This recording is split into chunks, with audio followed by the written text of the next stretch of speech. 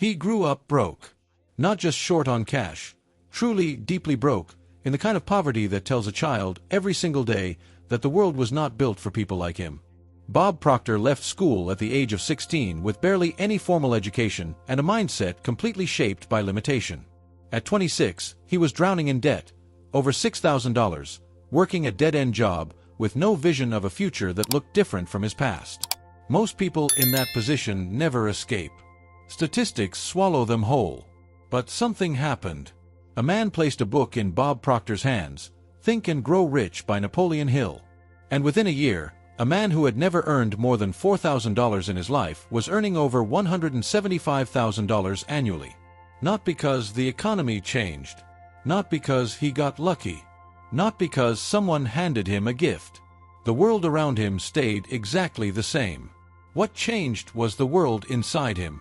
Bob Proctor spent the next 6 decades studying one question with relentless, almost obsessive focus.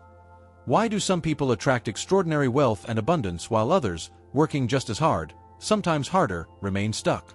The answer he uncovered was not about talent. It was not about timing. It was not about privilege or education or luck. It was about the mind. Specifically, it was about the invisible programming running beneath conscious thought. The paradigms, the beliefs, the images held in the subconscious that determine, with mathematical precision, what a person attracts into their life. This video shares what Bob Proctor discovered. And if you truly apply it, nothing will ever look the same again. Money is one of the most emotionally charged subjects on earth. People chase it, fear it, resent it, worship it, and misunderstand it, often all at once. But Bob Proctor always said that money, at its core, is neutral. It is not good or evil. It is not reserved for the lucky or the born privileged. Money is energy, and like all energy, it flows where it is invited, where there is alignment, where the frequency is right. The tragedy, Bob believed, is that most people spend their entire lives working for money without ever understanding how money actually works. They trade hours for dollars. They cut expenses. They hustle harder. And yet no matter how much effort they pour in, the results stay stubbornly the same. The bank account hovers at the same level. The anxiety returns every month. The breakthrough they keep expecting never quite arrives. This is not a problem of effort. This is a problem of paradigm. A paradigm, as Bob Proctor defined it, is a multitude of habits fixed in the subconscious mind. These habits were installed long before you had any say in the matter, in childhood, through repetition, through the beliefs of the people around you. They run like background software, silently filtering every decision you make, every opportunity you see, every risk you take or avoid. And if your paradigm says, money is hard to come by, no amount of conscious effort will override it, not permanently. This video is a deep dive into Bob Proctor's timeless teachings on manifesting money and abundance. Across 7 powerful chapters, you will learn how to understand the true nature of money, how to reprogram your subconscious mind, how to use the laws of the universe, particularly the law of vibration and the law of attraction, and how to take the kind of inspired, purposeful action that transforms intention into reality. This is not about wishful thinking. Bob Proctor was not a dreamer with his head in the clouds. He was a student of the mind who applied these principles methodically and watched them work, not just for himself, but for the thousands of people he coached across every continent. Open your mind. Take notes. And most importantly, be willing to let go of everything you think you know about money. Because what you are about to hear has the power to change your life, if you let it. Bob Proctor began every conversation about money with a simple but radical declaration. Money is not what you think it is. It is not paper, not coins, not digits in an account. At its deepest level, money is an idea. And like all ideas, it can be generated, multiplied, and attracted by the quality of your thinking. Most people have inherited a scarcity mindset without realizing it. They were raised hearing phrases like, "We can't afford that," "Money doesn't grow on trees," and "Rich people are greedy." These statements, repeated throughout childhood, become the lens through which every financial decision is made. Bob was deeply influenced by the work of Wallace Wattles, who wrote in The Science of Getting Rich that thinking in a certain way is the foundation of all wealth creation. That certain way is not complicated. It is the consistent mental habit of seeing abundance rather than lack. The universe, according to Proctor, operates by laws as exact as gravity. The The law of perpetual transmutation states that energy is always moving into physical form. Your thoughts, held with emotion and repetition, are energy, and they are always moving toward expression in your physical reality. This means that poverty is not a circumstance, it is a thought pattern. And wealth is not a reward, it is a vibration. When you change the pattern, you change the results. Not immediately, not magically, but inevitably and with scientific reliability. Bob used to illustrate this with the image of a thermostat. Your subconscious mind is set to a particular financial temperature. No matter how much money comes in, your behavior will automatically adjust to bring the balance back to that preset level, spending, losing, or sabotaging until you feel normal again. To make a lasting change in your finances, you must first change the thermostat setting. And that means going deep, past willpower, past motivation, into the subconscious beliefs that are running the show. Many people believe that if they just had more money, their financial problems would be solved. But Proctor pointed to the statistics. Lottery winners who return to poverty within 5 years, athletes who earn millions and die broke. The money changed, the paradigm did not. Understanding money also means recognizing that it is a medium of exchange for value. The more value you create in the lives of others, the more money flows toward you. Asking, "How can I serve more people?" is a more powerful financial strategy than asking, "How can I earn more money?" The first step in manifesting abundance is therefore an internal one. Shift your relationship with money from fear, guilt, and scarcity to curiosity, respect, and abundance. Not as a performance, but as a genuine, practiced, daily mental discipline. Everything else builds on this foundation. Bob Proctor spent decades studying the work of Dr. Thurman Fleet, Joseph Murphy, and Sigmund Freud, all of whom pointed to the same conclusion. The conscious mind is the gardener, but the subconscious mind is the garden. What you plant there will grow, whether you tend it intentionally or not. The subconscious mind does not evaluate, judge, or question. It simply accepts and acts upon whatever is repeatedly impressed upon it. This is both the most liberating and the most dangerous thing about the human mind. It executes its programming with total, unquestioning commitment. When you were a child, someone told you, directly or indirectly, what was possible for you financially. You absorbed that information at an age when your conscious, critical mind had not yet developed. It became a paradigm, and it has been guiding your financial life ever since. Proctor explained that the subconscious mind communicates not through words but through feelings. When an opportunity arises that exceeds your paradigm's safe zone, you will feel anxious, doubtful, or overwhelmed. That feeling is not wisdom, it is programming. Learning to distinguish between the two is transformative. The technique Proctor most frequently taught for reprogramming the subconscious was autosuggestion, the deliberate, repetitive feeding of new ideas into the deeper mind through affirmation, visualization, and emotional engagement. This is not self-deception, it is self-construction. Repetition is the key. The subconscious mind changes not through a single powerful insight but through consistent, daily reinforcement of a new idea. This is why reading a self-help book once rarely produces lasting results, while studying it, returning to it again and again, can permanently alter a person's trajectory. Bob taught that writing out a specific financial goal on a card and reading it multiple times a day, with feeling, with conviction, with the emotional experience of already having it, was among the most powerful tools available to any person. Simple, unsexy, profoundly effective. The subconscious mind does not distinguish between a vividly imagined experience and a real one. This is the scientific basis for visualization as a tool. When you mentally rehearse wealth, abundance, and success with rich sensory detail, your subconscious mind begins to accept it as your reality, and starts organizing your behavior and perception accordingly. A critical concept Proctor returned to often was the terror barrier, the psychological wall of fear and doubt that appears whenever you try to move beyond your current paradigm. Most people hit this wall and retreat. Champions, in business, in life, in wealth, learn to walk straight through it. Your subconscious mind is not your enemy. It has been protecting you from what it believes is danger. The work is to update its definition of danger, to expand its sense of what is normal and possible, to install a new, abundant, wealthy version of you in its deepest files, and then watch your outer world rearrange itself to match. Bob Proctor was fond of reminding audiences of a scientific truth. Everything in the universe is in a constant state of vibration. The chair you sit on, the air you breathe, your thoughts, your feelings, your body. Nothing is truly solid or static. Everything is energy in motion at different frequencies. The law of vibration is, in Proctor's view, the primary law of the universe, and the law of attraction is its practical expression.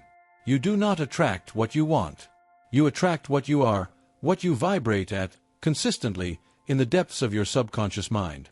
This is why positive thinking alone rarely produces results. If you are repeating, "I am wealthy," with your conscious mind, while your subconscious is vibrating at, "I'm not good enough," and "money is always scarce," the subconscious wins. It is the stronger signal. To work with the law of attraction deliberately, you must elevate your emotional vibration, your dominant inner state, to one that is congruent with abundance. Gratitude, enthusiasm, faith, and love are among the highest frequency states available to a human being. They are also, not coincidentally, the states most consistently described by wealthy, fulfilled people. Proctor pointed to the research of scientists like Dr. David Hawkins, whose map of consciousness quantified emotional states and their correlating energetic frequencies. States like fear, shame, and apathy register at the lowest frequencies. States like love, joy, and peace register at the highest. Where you spend most of your emotional time determines what you magnetize. Changing your vibration is not about faking happiness. It is about making a deliberate choice, multiple times each day, to return to thoughts and feelings of abundance, possibility, and gratitude, even when outer circumstances suggest otherwise. Especially then. Bob often quoted his mentor Earl Nightingale, "We become what we think about." Not occasionally. Not in flashes of inspiration. The consistent, habitual direction of thought becomes the magnetic frequency that draws matching experiences into physical reality. A powerful practice Proctor recommended was creating a gratitude loop, beginning each day by spending 5 minutes in deep gratitude for the abundance already present in your life. Health, relationships, opportunities, even the fact of being alive. Gratitude is the fastest frequency elevator available, and it costs nothing. The law of attraction does not respond to need. It responds to alignment. A person desperately needing money is vibrating at the frequency of lack, and will attract more lack. A person who feels abundant, who acts from sufficiency even before the money arrives, that person is sending a different signal entirely. Understanding this law changes how you approach every day. You stop asking, "When will things get better?" and start asking, "What am I currently broadcasting?" Because once you know what you are transmitting, you have the power to change the channel and change your life. Bob Proctor drew a sharp distinction between two types of goals. The first type is what he called an A-type goal, something you already know how to do, something well within your current paradigm. These goals feel safe. They produce incremental results, and they never fundamentally change your life. The second type is what he called a C-type goal, or a fantasy goal, something so large, so seemingly impossible from where you currently stand that you have absolutely no idea how to achieve it. This is the goal Proctor insisted you must pursue. Not despite the fact that you can't see the path, because of it. The reason the C-type goal is so powerful is precisely because it lives outside your paradigm. In order to achieve it, you are forced to become someone new. You are forced to grow, to think differently, to act in ways you never have before. The goal changes you, not just your bank account. Bob famously said, "Set a goal that is big enough that in the process of achieving it, you become someone worth becoming." The goal is not the point. The transformation required to reach the goal, that is the point. Most people set goals based on what seems realistic given their current circumstances. Proctor argued this is backwards. Your circumstances are a reflection of your past thinking. Your goal should be a declaration of your future thinking, completely disconnected from current evidence. Once you have set your big, terrifying, exciting goal, the next step is to write it down in present tense with absolute specificity. Not, "I want to be wealthy someday," but, "I am so happy and grateful now that money comes to me in increasing quantities through multiple sources on a continuous basis." Specificity creates a clear image in the subconscious. Proctor was deeply influenced by Dr. Maxwell Maltz's concept of psycho-cybernetics, the idea that the human mind works like a guided missile system, constantly self-correcting toward a clearly defined target. The clearer the target, the more relentlessly the mind moves toward it. Doubt will arise. Fear will whisper that you are being ridiculous. Proctor called this the natural response of the paradigm defending itself. He instructed students to notice the doubt, acknowledge it, and then consciously return to the image of the goal, every single time, without exception. An important principle Proctor emphasized: you do not need to see the whole staircase. You only need to see the next step. Faith is not certainty about the how, it is certainty about the what. Commit to the destination, and the path will reveal itself, one step at a time, as you move. Write your goal down. Read it morning and night. Feel what it feels like to have already achieved it. Talk about it as if it is already on its way. Because it is.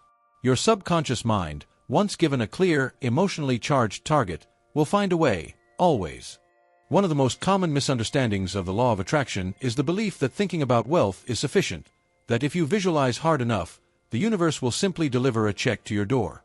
Bob Proctor never taught this. He taught that thought without action is fantasy, and action without thought is chaos. The formula requires both. The distinction Proctor drew was between motivated action and inspired action. Motivated action is what you do when you push yourself out of fear or obligation. Inspired action is what emerges when your conscious desire and your subconscious programming are in alignment. It feels natural, certain, energized, and right. The goal of all the mental work, the visualization, the affirmations, the goal setting, is to reach the point where the right actions become obvious and feel almost effortless. Not because you aren't working hard, but because you are no longer working against yourself. Bob used to say, thoughts become things. But he always added the crucial corollary: they become things through you. Through your decisions, your conversations, your courage to call the person, start the business, raise your price, make the offer. The universe cannot act for you, it acts through you. One of the most powerful action principles Proctor taught was the practice of doing the thing you fear. Not recklessly, but deliberately. Because fear is almost always a sign that a paradigm boundary is nearby, and crossing that boundary is precisely where growth and wealth live. He often pointed to the study habits of successful people. They read books, they study courses, they find mentors. Not because they need permission to act, but because they understand that better information leads to better thinking, which leads to better action. Continuous learning is a financial strategy. Proctor also stressed the importance of service as a form of action. The people who create the most wealth in the world are, almost without exception, the people who have found a way to serve the most people. When your work becomes a genuine expression of value given generously, money follows, because the law of compensation demands it. Another cornerstone of Proctor's teaching was persistence. He quoted Napoleon Hill constantly: every adversity, every failure, every heartache carries with it the seed of an equal or greater benefit. The willingness to stay in motion when results haven't yet arrived is what separates those who arrive from those who quit just before the breakthrough. Every day, Proctor advised, take one action that moves you toward your financial goal, even a small one. Send the email. Make the call. Revise the proposal. The subconscious mind responds to consistent action as confirmation that you are serious, and it organizes increasing resources in support of that seriousness. Action is the language through which the universe knows you mean what you think. Dream it, plan it, visualize it, and then do the thing. Even imperfectly. Even when you are afraid. Because motion, sustained over time with faith, always produces results. If manifestation were purely a matter of wishing, everyone would be wealthy. The reason most people aren't, despite knowing about the law of attraction, despite setting goals, despite positive thinking, is that they are held back by invisible blocks, deeply buried beliefs that contradict everything they consciously desire. Bob Proctor identified the most common financial block as unworthiness, the deep, often unconscious belief that one does not deserve to be wealthy. This belief may be rooted in religious conditioning: money is the root of all evil, family messaging, people like us don't get rich, or personal history, failures, losses, disappointments that became proof of inadequacy. Unworthiness is insidious precisely because it operates below the level of conscious awareness. A person may consciously desire wealth with complete sincerity while simultaneously repelling every opportunity for it through self-sabotage, underpricing, overgiving, or simply failing to act on the right ideas. The antidote, Proctor taught, is not to fix the belief through analysis but to replace it. You cannot fight a paradigm, you can only build a new one. Every hour spent affirming your worth, your value, and your right to prosperity is an hour spent installing a new pattern in place of the old one. Another major block is the approval addiction, the need to live within the financial norms of your social circle. Human beings are profoundly tribal. When you begin to earn significantly more than the people around you, you risk triggering their insecurity, and your own deep programming tells you to slow down, to shrink, to stay acceptable. Bob called this the pull of the herd, and he warned students about it directly. Guilt is another powerful block, particularly around the subject of wanting more. Many people have been conditioned to feel that wanting wealth is selfish, greedy, or spiritually suspect. Proctor countered this by pointing out that a wealthy person has infinitely more capacity to contribute, to give, and to make a difference than a struggling one. Fear of failure keeps millions of people from ever taking the actions that could change their financial lives. The solution is not the elimination of fear, but the recontextualization of failure. Every failure, properly understood, is a data point, feedback from the universe about what needs to be adjusted, not evidence of permanent unworthiness. Fear of success is equally common and rarely discussed. Success means change, a different lifestyle, different relationships, different responsibilities. The subconscious mind, wired for familiarity, can resist success as powerfully as it resists failure. Awareness of this dynamic alone is a major step toward overcoming it. Proctor often pointed to the need for a mentor or coach, someone who operates at a higher paradigm than your own, whose very presence challenges your current thinking and expands your sense of what is possible. You cannot see beyond your own paradigm with the tools of your own paradigm. An outside perspective is invaluable. The blocks are real, but they are not permanent. They are habits of thought, and habits can be changed. Every single block that has ever kept a human being from wealth has been dismantled by someone who refused to accept it as final. That person can be you. The final and perhaps most important chapter in Bob Proctor's teachings on money is this: abundance is not a destination. It is not something you arrive at after enough effort, enough saving, enough patience.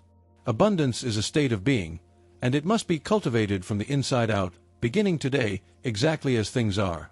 Proctor drew a clear line between having abundance and being abundant. Most people are waiting to have the money before they allow themselves to feel the freedom, the generosity, the confidence of abundance. Proctor said this was backwards. You must be it first, and the having will follow. This is not delusion. It is not pretending you have money you don't have. It is choosing, deliberately, as a daily practice, to inhabit the emotional and mental state of a person who is at peace with money, open to opportunity, and moving through the world with a sense of sufficiency and possibility. Generosity is one of the most powerful abundance practices available. When you give, whether money, time, ideas, or energy, you are broadcasting the signal of surplus. You are telling the universe, at the level of vibration, that you have more than enough. And the universe, which always matches your signal, will respond in kind. Bob Proctor was a student of the tithe, the practice of giving a percentage of your income, consistently and joyfully, to causes that uplift and inspire you. He saw this not as charity but as a financial principle. The circulation of money, like the circulation of blood, must flow out in order to flow back in. Gratitude, revisited here in the context of lifestyle, is the ongoing practice of recognizing and appreciating the abundance already present. A person who lives in deep, daily gratitude for what they have is living in abundance, regardless of the numbers in their account. And paradoxically, that state of gratitude is precisely what attracts more to be grateful for. Living abundantly also means spending in alignment with your values, not in miserliness born of fear, nor in recklessness born of compensation, but in a conscious, deliberate relationship with money as a tool that reflects and amplifies who you are and what you care about. Proctor often spoke about the importance of celebrating every financial step forward, not waiting for the big arrival before allowing yourself to feel joy. Every extra dollar earned, every debt paid, every new opportunity recognized should be met with genuine celebration. This positive reinforcement deepens the subconscious association between you and financial growth. Your financial life is a mirror. It shows you, with perfect accuracy, the sum total of your dominant thoughts, beliefs, and emotional patterns up to this point. But mirrors can be changed, not by attacking the reflection, but by standing differently in front of it. Change the inner world, and the mirror must shift. Bob Proctor's life was the ultimate proof of his teachings. A man who began with nothing, who held one idea long enough and deeply enough, who took imperfect action with relentless faith, and who went on to help millions of people discover the same truth. You were born rich. The wealth was always inside you. The only job you ever had, the only job you will ever have, is to let it out. Everything you have heard in this video is not theory. It is not philosophy born in comfortable lecture halls by people who have never struggled. These are the hard-won principles of a man who crawled out of the deepest financial pit and climbed to heights that defied every statistical prediction for his life, and who then dedicated the rest of his days to showing others the exact path he took. Bob Proctor did not discover something magical. He discovered something real. Real laws, real principles, real patterns of thought and action that work for anyone willing to apply them with consistency, courage, and faith. The question you must now sit with is not, does this work? The evidence of thousands of lives transformed by these ideas answers that. The question is, will you work? Will you do the inner work of confronting your paradigms, of writing your goals, of daily conditioning your subconscious mind toward abundance? Will you take the inspired action, even when it is uncomfortable? Will you persist through the doubt, the fear, and the setbacks with the unshakable certainty that what you desire is already on its way? You have been given a map. What you do with it is entirely up to you. But know this, you are not here by accident. The fact that you watched this video to the very end means something. It means some part of you, the deepest, wisest, most knowing part, already believes that a different life is possible. Honor that belief. Nurture it. Act on it. Because Bob Proctor's greatest lesson was not a technique or a law, it was this: every human being, regardless of where they start, has the God-given capacity to live a rich, full, abundant life. Including you. Especially you. Starting now.